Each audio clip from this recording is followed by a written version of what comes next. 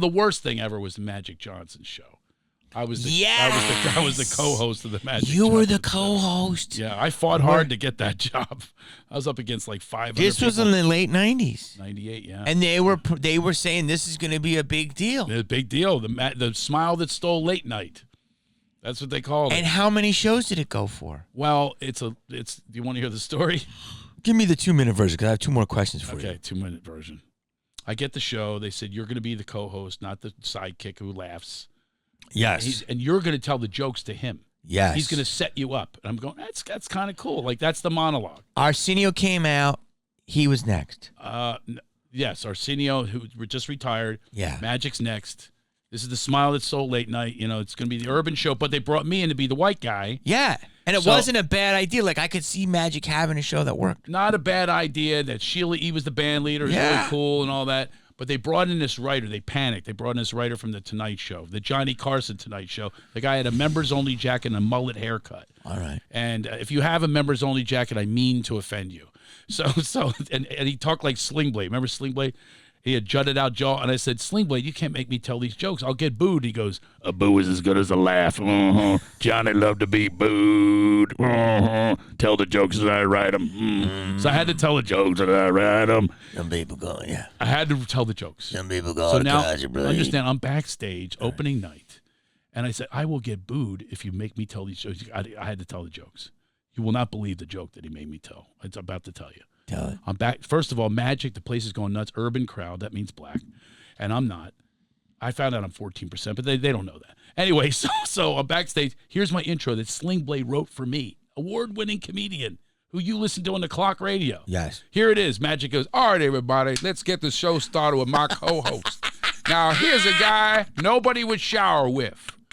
Craig Shoemaker. I'm back there going, nobody would shower with me? I delayed coming out, Jamie. It's a live show. I delayed. I can't come out to that. But I had to. And I have a horrible walk. I've been made fun of my whole life. Do-do-do-do. Everybody's the same music, too. It's like a piston. And I come on. I'm trying not to do it. I look like I need a telephone. I finally got to my destination. Now, urban crowd doesn't know me for anything, right? Here's the opening line out of my mouth. Here's the setup. Hey, Craig, now how about that Bulls game? I said, Magic, I haven't seen a beating like that caught on tape since Rodney King. Look at your reaction. I swear to God, oxygen mask popped out of the ceiling. No, it was a gasp you could have heard here from Paramount Studios. It was like this, Jamie. It wasn't a boo. It was a like that. White guy wrote that? White guy wrote it and made white guy say it in front of everyone on television. White guy wrote it. Opening words out of my mouth. White guy wrote it Rodney for white guy King. to say it Rodney in King. front of black crowd. In front of black crowd. And now, how about you right now? You're reacting 25 years later. And he goes, and I thought he would help me out because he's known for the assist in basketball. He just goes, oh, Craig, you are bad. Everybody, that was Craig, not me. Right in the wood chipper. The accent. So then Jamie, and then he would go, Jamie, and he didn't want to look good bad. The fucking accent and I had to tell all these, I had to tell all these celebrity jokes, right? And he didn't want to look bad. So here's his line. He go, oh, Craig, you are bad. Now he's not going to come on the show. And I'm sitting there thinking, that's not the reason. If you could pronounce the movie they're starring in, Michael Clark Duncan was in Armageddon. Jamie, I swear to God, he's reading a cue card. Goes up next from the movie Armageddon. Now he is from Armageddon. Armageddon. Craig, bro, how do you say that word? I say just say end of the world.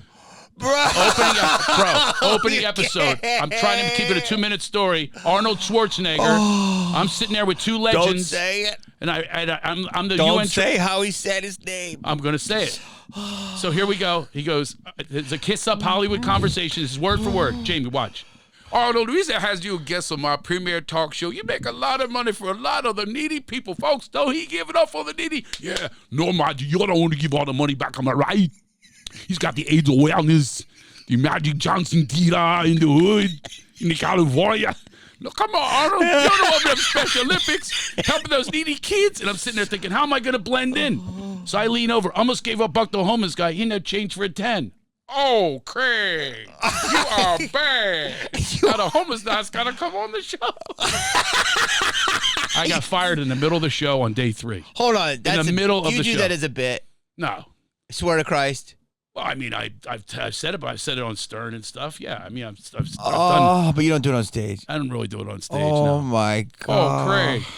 No, so then Arsenio's a guest. Arsenio's do the show. He ain't going to come on the show. End up with the high note. He's not going to come on. Oh, okay. Just end it with that. Yeah. I had more. But no. I'm over my 2 minutes. I want to hear the thing. Craig. How he says it. You are bad. Yeah. Now, he's not going to come on the show.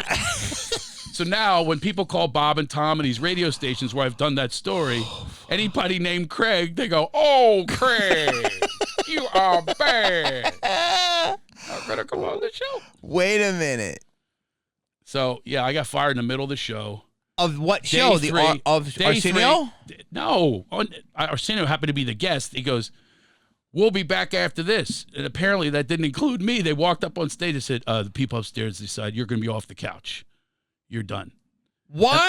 And I go, what do you mean? They go, yeah, he's having a problem with his sight lines. I go, well, then I'll lean up. You don't do that to me. There's girls who wouldn't go to the prom with me that are watching. Hold on. That's my immediate response. Who fired you? In the middle of the show, they said, get off the couch. Who? The executives. Why? Because for whatever, we were getting bad reviews. But the jokes were being told to you. They told but you can't. I can't. Listen, Jamie. I would have loved to go on national TV and go, I didn't write that. I'm a company guy. I didn't go, that wasn't my joke. I should have done that. But anyways, he goes, we'll be back after this. And they pulled me off the stage. And the first words out of Arsenio's, he goes, here's Arsenio Hall. He goes, Arsenio walks out. He goes, where's Shoe? Where's Shoe? He's funny. And he goes, I wanted to be with you alone. And anyway, then they would keep me because I had a contract. They kept me around for like the 5th segment, be like a cooking segment. He would take flour and go, here you go. He'd throw it at me. Now you're a cake, Craig. You're a cake. And then they fired me completely because I said something on radio. Dude. So that's my career, bro. See, there you're listening to me on the clock radio going, this guy's a legend. This guy's raising me. He's funny, and I still am. I'm killing it out there, getting the standing ovations every show. But I'm never going to be discovered because I'm always that guy who didn't get the sitcom. I never had it. Never had it happen.